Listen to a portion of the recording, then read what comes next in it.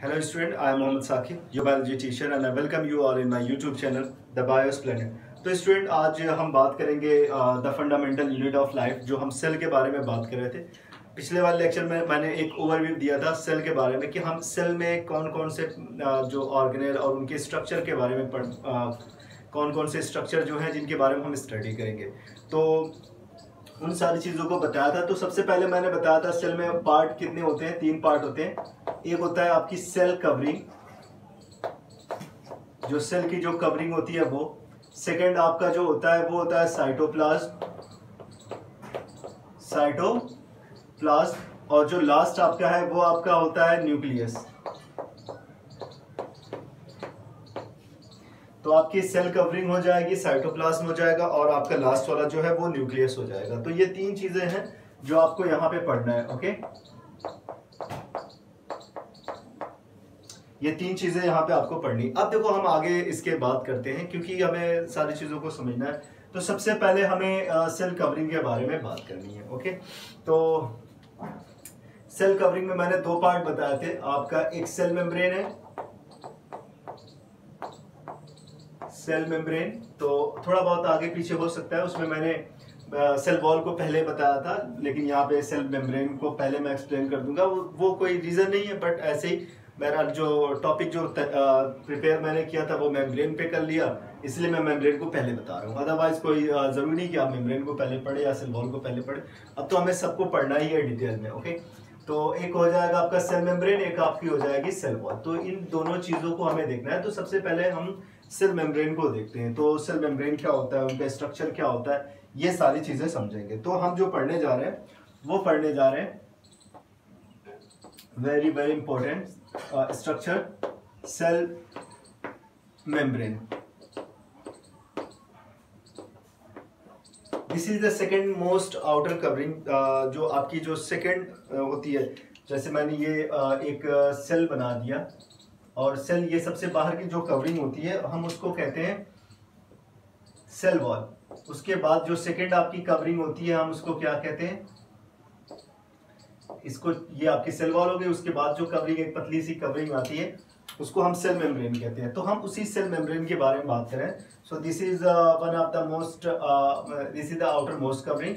ये आपकी outer most covering होती है।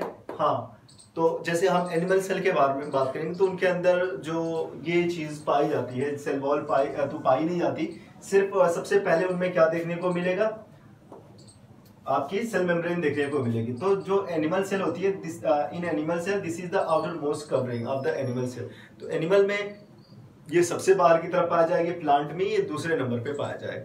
तो सेल वॉल के बारे में हम नेक्स्ट में बात करेंगे। तो और दूसरी चीज ये कि बड़ा इसका इंपॉर्टेंट फंक्शन है कि ये जैसे यहाँ पे मैंने एक उसका मॉलिक्यूलर स्ट्रक्चर बनाया है, बहुत ज्यादा डिटेल में नहीं है, फिर भी वो उनका अरेंजमेंट कैसा होता है उस तरीके से मैंने इसका स्ट्रक्चर बनाया है, उसको समझने की कोशिश करेंगे। क्योंकि ये इलेक्ट्रॉन माइक्रोस्कोप से देखने पर इस तरीके का लगभग दिख जाता है उनका स्ट्रक्चर। तो ये किसी हम सिंपल माइक्रोस्कोप जो हमारे स्कूल और कॉलेज में होते हैं हम उनसे नहीं देख सकते। वो बहुत ही टिपिकल टाइप के माइक्रोस्कोप होते हैं जिनसे हम उनको उनकी स्टडी करते हैं, सेल मेम्ब्रेन की स्टडी करते हैं। और ये सारी चीज़ें पॉसिबल हो पाई है just because of development in microscope. तो आज इलेक्ट्रॉन माइक्रोस्कोप है तो हम इन चीज़ों को देख सकते हैं। तो ये क्या करते हैं, जो सेल मेम्ब्रेन होता है, सेल मेम्ब्रेन अलाउ करते हैं चीज़ों को अंदर जाने या बाहर जाने को।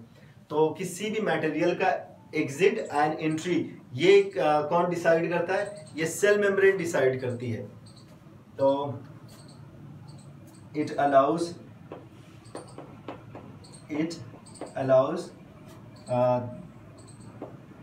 entry and exit of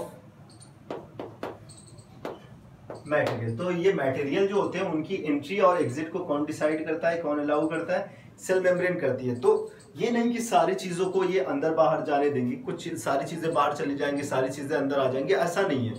कुछ चीजें जो होती है उनको ये फेवर करते हैं, वही चीजें अंदर आ सकती है, और कुछ चीजें ऐसी होती है जिनको वो फेवर नहीं करते तो वो अंदर नहीं आ पाती। तो इसीलिए इनको हम सेलेक्टिव परमिएबल भी कहते हैं। परमिएबल का मतलब आर पार हो जाना, the transportation of material across the membrane, तो वो सिंपली अगर वो क्रॉस हो जा रहा है तो हम कहेंगे परमिएबल।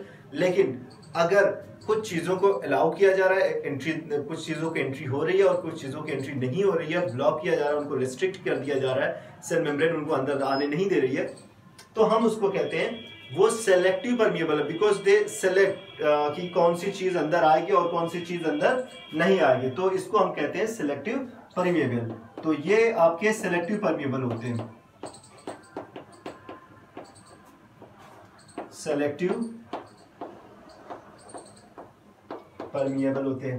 ओके, तो हम बात करें मूवमेंट के बारे में, जो चीजें होती है वो मूव करके अंदर की तरफ जाती है, बाहर की तरफ आती है, उनके बारे में हम बात कर रहे हैं। तो उसको हम अभी थोड़ा देखेंगे, पहले हम इसके स्ट्रक्चर को समझ लेते हैं, बड़ा इंपॉर्टेंट इनका स्ट्रक्चर है।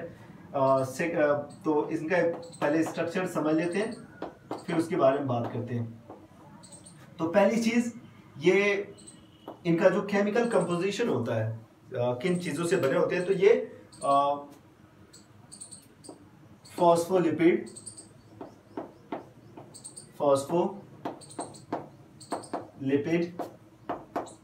बाइलेयर प्लस आपका एसोसिएटेड प्रोटीन, या सिर्फ प्रोटीन आप लिख सकते हैं, एसोसिएटेड या फिर प्रोटीन ही आप लिख लें। तो ये फॉस्फोलिपिड और प्रोटीन से बने होते हैं। जो फॉस्फोलिपिड वो बाइलेयर होती है, दो लेयर होती है। देखो एक फॉस्फोलिपिड का एक मॉलिक्यूल है, ये एक फॉस्फोलिपिड है, यहाँ से यहाँ तक जो बना हुआ है, इस तरह से मैंने जो स्ट्रक्चर बनाया हुआ है, ये एक फॉस्फोलिपिड है। तो ढेर सारे फॉस्फोलिपिड यहाँ से यहाँ तक दिख रहे हैं, यहाँ से यहाँ तक ढेर सारे फॉस्फोलिपिड दिख रहे हैं, एक फॉस्फोलिपिड यहाँ पे। तो लेयर कितनी पाई जाए, एक लेयर यहाँ पे, एक लेयर यहाँ पे। तो फॉस्फोलिपिड की कितनी लेयर है यहाँ पे, दो लेयर है फॉस्फोलिपिड की। और उसके अलावा यहाँ पे बीच बीच में एक ये प्रोटीन पाया जा रहा है, ऊपर की सरफेस पे ये प्रोटीन पाया जा रहा है, ये प्रोटीन पाया जा रहा है, ये प्रोटीन पाया जा रहा है। तो यहाँ पे दो प्रोटीन पाए जाते हैं। तो phospholipid bilayer plus associated protein. जो प्रोटीन होते हैं ना, हम उनको दो पार्ट में डिवाइड कर सकते हैं। ये जैसे फॉस्फोलिपिड आपका फर्स्ट हो गया फॉस्फोलिपिड, सेकेंड आपका एसोसिएटेड प्रोटीन। तो एसोसिएटेड प्रोटीन का मतलब ये जो प्रोटीन होते हैं ये दो टाइप के होते हैं, एक तो एकदम ऊपर सरफेस पे लगे हुए, एक अंदर की तरफ इंटर किया हुआ है या अंदर पाए जाते हैं। जो सरफेस पे होते हैं उस टाइप के प्रोटीन को हम कहते हैं पेरिफेरल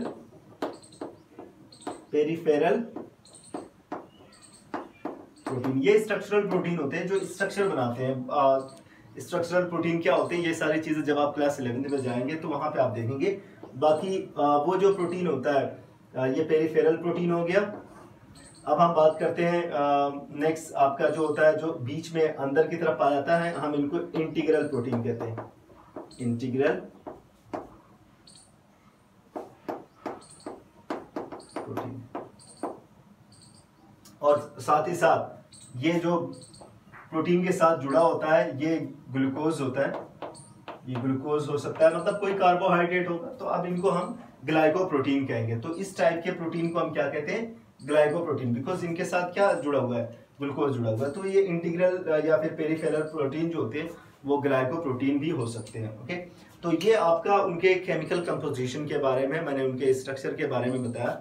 और ये स्ट्रक्चर ही बड़ा इंपॉर्टेंट होता है। लिपिड आप समझ रहे हैं, फैट, वो सारी चीज़ों को अलाउ नहीं करता अंदर आने के लिए। तो बड़े इंपॉर्टेंट इसका अरेंजमेंट होता है, जो फॉस्फोलिपिड एंड प्रोटीन का जो अरेंजमेंट होता है बड़ा इंपॉर्टेंट होता है। अब जब इनकी डिटेल आप फर्दर क्लासेस में देखेंगे तो आपको बहुत अच्छा लगेगा और आप समझेंगे कि यार ये कितना इंपॉर्टेंट स्ट्रक्चर है। सबसे टफ और सबसे इंपॉर्टेंट स्ट्रक्चर होता है। बहुत सारे एंजाइम पाए जाते हैं, बहुत सारे केमिकल पाए जाते हैं जो यहाँ पे अलग अलग फंक्शंस को में इन्वॉल्व होते हैं। स्पेशली माइटोकॉन्ड्रिया जैसी चीज़ें, जो माइटोकॉन्ड्रिया जैसी चीज़ें होती हैं उनके बारे में जब हम पढ़ेंगे तो हमें समझ में आएगा कि आखिर ये सेल मेम्ब्रेन कितने इंपॉर्टेंट होते हैं। ओके, अब हम बात करते हैं मूवमेंट के बारे में। जो चीज़ें, जैसे मूवमेंट का मतलब जो मटेरियल का मूवमेंट हो रहा है from outside to the inside the, ये बाहर से अंदर की तरफ, मान लेते हैं हम इनकी सेल वॉल को हटा देते हैं। अब ये किसको अलाउ कर रहा है, किसको नहीं अलाउ कर रहा है, ये इनका मूवमेंट हो रहा है सेल के अंदर आने का। तो यहाँ पे मैं एक सिंपल सा यहाँ पे एक हेडिंग डाल दे रहा हूँ, मोमेंट्स ऑफ मटेरियल। तो ये मटेरियल का मूवमेंट्स कैसे होता है, देखो कुछ तो चीज़ें बड़ी छोटी होती है साइज में, जिनका मॉलिक्यूलर वेट जो होता है बहुत ही छोटा होता है, वो इजिली इंटर कर जाती हैं, आसानी से अंदर या बाहर जा सकती हैं। और कैसे? From higher region of concentration to lower region of concentration. जहाँ पे ज़्यादा चीज़ें हो जाती है, जैसे हमने किसी एक प्लेस पे पानी डाल दिया तो वो जो वाटर है वो पूरी दूसरी जगहों पे फैल जाता है। मतलब ज़्यादा वाली जगह से वाटर हमेशा कहाँ पे फैलता है? कम वाली जगह पे फैलता है। That is actually diffusion. इसी को हम क्या कहते हैं? डिफ्यूजन कहते हैं। तो हम उस डिफ्यूजन को समझेंगे। तो एक तो आपका हो जाएगा डिफ्यूजन हो जाएगा, एक तो मोमेंट इसमें जो आपका दिख रहा है वो एक डिफ्यूजन है। तो डिफ्यूजन को पहले आपने कैसे समझा? जैसे सेल के बाहर यहाँ पे ऑक्सीजन है, ऑक्सीजन मूव करके सेल के अंदर आ गई। ऑक्सीजन सेल के बाहर बहुत ज़्यादा है तो ये मूव करके अंदर की तरफ आ गई। अंदर कार्बन डाइऑक्साइड ज़्यादा है तो ये मूव करके बाहर की तरफ चली गई। तो यही तो है डिफ्यूजन। यहाँ पे ऑक्सीजन का कंसंट्रेशन ज़्यादा था तो लोअर कंसंट्रेशन की तरफ मूव गई। यहाँ पे कार्बन डाइऑक्साइड का कंसंट्रेशन ज़्यादा है तो कार्बन डाइऑक्साइड बाहर की तरफ मूव कर गई। तो ये एक जो आपका क्या नाम है, ट्रांसपोर्टेशन हो रहा है, ये सिंपल ट्रांसपोर्टेशन हो रहा है from higher region of concentration to lower region of concentration. तो इसमें आप उसकी डेफिनेशन आप लिख सकते हैं, material movement of material, movement of material from higher region of concentration, from higher region of concentration to lower region of concentration, region of concentration। तो आप लोग इसको थोड़ा सा अच्छे से लिख सकते हैं जब आप नोट्स बनाएं। वैसे तो मैं बोल ही रहा हूँ, मैं जो बोल रहा हूँ कम से कम वही आप लिख लें। Type of movement in which material move from higher region of concentration to the lower region of concentration, बस यही आपको लिखना है। अब बात करते हैं सेकेंड टाइप के। देखो वाटर भी होता है ना, वाटर की एंट्री भी होती है किसके अंदर? सेल के अंदर या बाहर। उसमें सेल के अंदर एंटर करता है या फिर सेल के बाहर जाता है। तो उनका ट्रांसपोर्टेशन थोड़ा सा अलग पढ़ेंगे हम, क्योंकि जो वाटर का ट्रांसपोर्टेशन होता है वो मेम्ब्रेन के अक्रॉस द मेम्ब्रेन होता है, और मेम्ब्रेन आपकी फॉस्फोलिपिड की बनी होती है। तो जो अक्रॉस द मेम्ब्रेन आपका यहाँ पे ट्रांसपोर्टेशन हो रहा है, हम उसको कहते हैं ऑस्मोसिस कहते हैं। तो वाटर के ट्रांसपोर्टेशन को ऑस्मोसिस। तो जो वाटर का ट्रांसपोर्टेशन है फ्रॉम जो सेल के अंदर और बाहर जा रहा है, आपका वाटर अंदर और बाहर जा रहा है, उसको हम क्या कहते हैं? ऑस्मोसिस कह रहे हैं। तो आई थिंक आपको ऑस्मोसिस समझ में आ गया। ये ठीक वैसे ही है, कैसे? जैसे डिफ्यूजन है वैसे ही है, बट यहाँ पे सिर्फ हम यहाँ पे कार्बन डाइऑक्साइड के बारे में बात कर सकते हैं, यहाँ पे हम ऑक्सीजन के बारे में बात कर सकते हैं, यहाँ पे हम सिंपल बहुत लो वेट के मॉलिक्यूल के बारे में बात करें। लेकिन जब वाटर के ट्रांसपोर्टेशन के बारे में, वाटर के मूवमेंट के बारे में बात करेंगे, और वाटर की एंट्री और एग्जिट के बारे में बात करेंगे, और किसके थ्रू, किसके अक्रॉस? सेमी परमिएबल मेम्ब्रेन के अक्रॉस उनके बारे में बात करेंगे, तो हम उसको ऑस्मोसिस कहेंगे। Means the movement of water across the membrane is called osmosis. The movement of water from higher region of concentration to the lower region of concentration across the membrane. तो इसको हम कहते हैं osmosis कहते हैं। तो चीज वही है, from higher region of concentration to the lower region of concentration, but ये water के लिए है और through semi permeable membrane होगा। ओके, इसके बाद का जो चीजें हैं कि किस तरह से osmosis का इफेक्ट पड़ता है, वो जो एक्वेटिक प्लांट्स और एनिमल होते हैं, मैं उसके बारे में स्टूडेंट के अब मैं आपको बता रहा हूँ कि किस तरह से ऑस्मोसिस का इफेक्ट पड़ता है, या फिर किस तरह से वाटर के मूवमेंट का इफेक्ट पड़ता है किसी भी सेल के अंदर, किसी भी एक्वेटिक ऑर्गेनिज्म के अंदर। क्योंकि देखो एक्वेटिक ऑर्गेनिज्म जो होते हैं ना, वो हमेशा वाटर में ही रहते हैं। एक्वेटिक ऑर्गेनिज्म का मतलब जो आपके एक्वेटिक प्लांट्स एंड एनिमल होते हैं, प्लांट्स एंड एनिमल। तो आपको ये पता ही होगा कि जो प्लांट्स और एनिमल होते हैं, एक्वेटिक जो प्लांट्स और एनिमल होते हैं, उनके बारे में मैं आपको बताते रहा हूँ। ये प्लांट्स और एनिमल जो होते हैं ना, ये सारे के सारे ऑर्गेनिज्म आपको पता होगा कि सेल से बने होते हैं। अगर उनकी सेल पे इफेक्ट होगा तो उनकी बॉडी पे इफेक्ट होगा, वही, क्योंकि there body is made up of completely cell. सारी की सारा स्ट्रक्चर, उनकी बॉडी का स्ट्रक्चर सिर्फ सेल से बना हुआ है। तो हम उसी को समझते हैं। एक सेल के बारे में अगर हम समझ गए तो बाकी के बारे में समझ गए। अब होता कैसे, वाटर का मूवमेंट कैसे होता है, या फिर ऑस्मोसिस कैसे इंपॉर्टेंट रोल प्ले करता है उसमें, उसको मैं आपको समझा रहा हूँ। तो ऑस्मोसिस आई थिंक आपको समझ में आ गया होगा। और ऑस्मोसिस जो है वो डिफर करता है वो क्या किस टाइप का मीडियम सेल के आसपास, उस ऑर्गेनिज्म के आसपास, सेल हो या फिर, क्योंकि वो ऑर्गेनिज्म सेल का बना हुआ है, तो उस सेल के आसपास या उस ऑर्गेनिज्म के आसपास किस टाइप का मीडियम है, किस टाइप का वाटर मीडियम है, किस टाइप का सॉल्यूशन है, वो डिसाइड करेगा कि ऑस्मोसिस का रिजल्ट क्या होगा या ऑस्मोसिस का इफेक्ट क्या पड़ेगा, उस ऑर्गेनिज्म पर कैसा इफेक्ट पड़ेगा।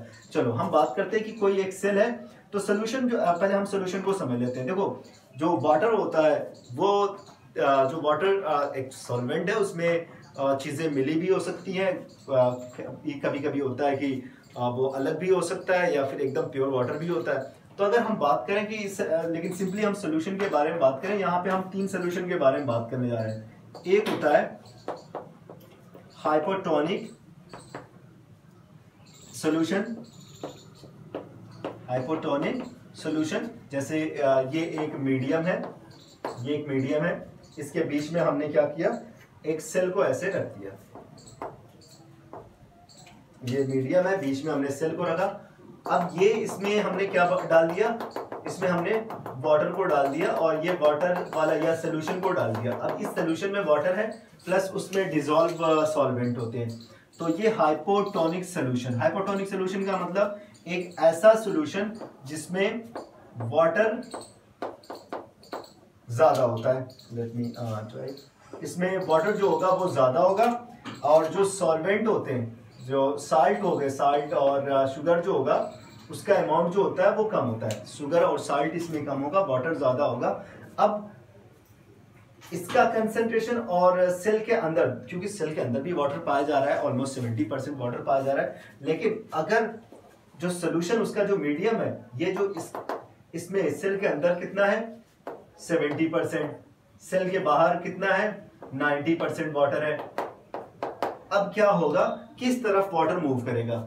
ऑफ कोर्स वाटर मूव करेगा from outside to inside. Hypotonic solution में क्या होता है, वाटर बाहर से सेल के अंदर मूव करता है और सेल क्या करती है, सेल के अंदर जब ज्यादा वाटर हो जाएगा, सेल क्या कर जाएगी, that cell will be swell up. वो सेल क्या हो जाएगी, स्वेल कर जाएगी, फैल जाएगी, फूल जाएगी। ओके, तो ये तो हाइपोटोनिक सोल्यूशन के बारे में हो गया। इसी तरह से हाइपरटोनिक सोल्यूशन के बारे में बात करते हैं, दूसरे सोल्यूशन के बारे में बात करते हैं। सेकंड कंडीशन ये होगी ऑस्मोसिस का इफेक्ट किस तरह से पड़ेगा, या फिर सोल्यूशन जो उसका मीडियम उसका इफेक्ट किस तरह से पड़ेगा। तो हाइपरटोनिक सोल्यूशन। अब ये हाइपरटोनिक सोल्यूशन क्या है, एक ऐसा सोल्यूशन जिसमें वाटर जो है वो तो वाटर तो है ही उसमें, लेकिन उसमें जो साल्ट होता है, चाहे वो आपका साल्ट हो गया, शुगर हो गया, वो ज्यादा। यहाँ पे उल्टा होगा, हाइपोटोनिक में वाटर ज्यादा था, साल्ट कम था, यहाँ पे वाटर कम है, साल्ट ज्यादा है। अब क्या होगा कि जो मीडियम है, ये इसके अंदर तो 70% ऑलरेडी है, जो मीडियम है उसके अंदर कितने परसेंट है, 50% है। मीडियम में वाटर कितने परसेंट है, 50%। तो वाटर किस तरफ मूव करेगा, सेल के अंदर से बाहर आएगा या फिर बाहर से अंदर जाएगा। ऑफ कोर्स वो जो लॉ ऑफ ग्रेडियंट क्या करके है वो तो जरूर यहाँ पे फॉलो होगा। तो क्या होगा कि जो यहाँ पे आपका वाटर जो 50% वाटर है, यहाँ पे मूव करके वाटर सेल से मूव करके कहाँ पे पहुंचेगा, मीडियम में आएगा और सेल क्या हो जाएगी, श्रिंक करके छोटी हो जाएगी।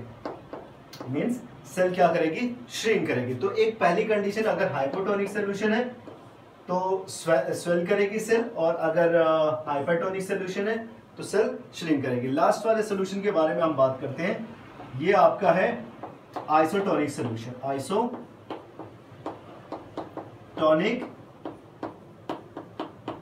सोल्यूशन, इसमें क्या होता है, amount of water in a cell and medium और सेम, मीडियम में भी 70% और सेल के अंदर भी 70%। अब ऐसी कंडीशन में वाटर का मूवमेंट, अगर सेल के जितना वाटर अंदर जाएगा उतना वाटर बाहर रहेगा, मीन्स जो ऑस्मोसिस होगा वो यहाँ पे बराबर होगा। तो क्योंकि water of the cell and water of the, तो ये वाटर ऑफ द मीडियम दोनों इक्वल है, इसलिए यहाँ पे जो मेंटेन रहेगी सेल की, जो सेल का जो शेप होगा वो क्या होगा, मेंटेन रहेगा। ओके, तो ये तो हो गया 3 टाइप का सोल्यूशन में किस तरीके का बिहेवियर होता है सेल पे या फिर उनकी बॉडी पे कैसा इफेक्ट पड़ता है। तो एक बार मैं फिर से बता दे रहा हूँ, अगर हाइपोटोनिक सोल्यूशन में सेल होगी तो वो स्वेल करेगी, और अगर हाइपरटोनिक सोल्यूशन है तो सेल श्रिंक कर जाएगी, अगर आइसोटोनिक सोल्यूशन है तो उसका शेप जो है वो मेंटेन रहेगा, उसमें कोई इफेक्ट नहीं पड़ेगा। ओके, तो ये तो हो गया उनके मूवमेंट के बारे में। अब देखो मूवमेंट के बारे में अगर बात करते हैं तो मूवमेंट यहाँ पे कितने टाइप का होता है, 2 टाइप का मूवमेंट होता है। एक होता है पैसिव मूवमेंट, एक होता है एक्टिव मूवमेंट।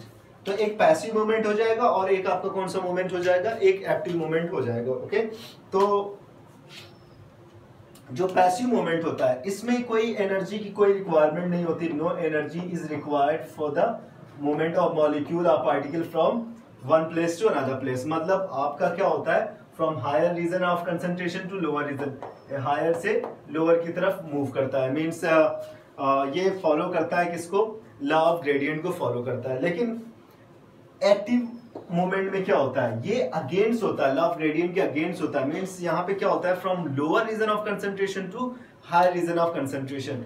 तो यहाँ पे उल्टा होता है, हायर से लोअर के बजाय लोअर से हायर होगा। जब किसी जैसे मैं कह दूं कि किसी कमरे में जैसे किसी बोतल में पानी है या फिर बोतल में पानी है और मैंने 2 बोतल को ऐसे जोड़ दिया, अब क्या होगा, जिसमें ज्यादा वाटर होगा वो दूसरे में मूव कर जाएगा। लेकिन यहाँ पे हमें क्या करना है, इसको जबरदस्ती एक में से निकाल के क्या करना है, जिसमें कम है उसको और उल्टा ज्यादा वाले में डालना है। तो ये आपका वहां पे एनर्जी की रिक्वायरमेंट होगी, आप कोई दूसरी मैकेनिज्म यूज करेंगे तो वहां पे एनर्जी लगेगी।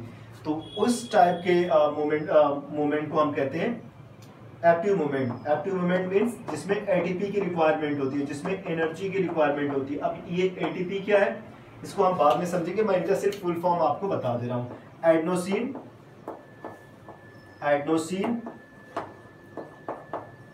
ट्राइफॉस्फेट, तो ये फुल फॉर्म आपका है, ये आपका फुल फॉर्म किस चीज का है, एटीपी का। आप इतने चीजों को नोट कर ले। आई होप कि इतना सारी चीजें जो मैंने बताई आपको समझ में आ गई होंगी।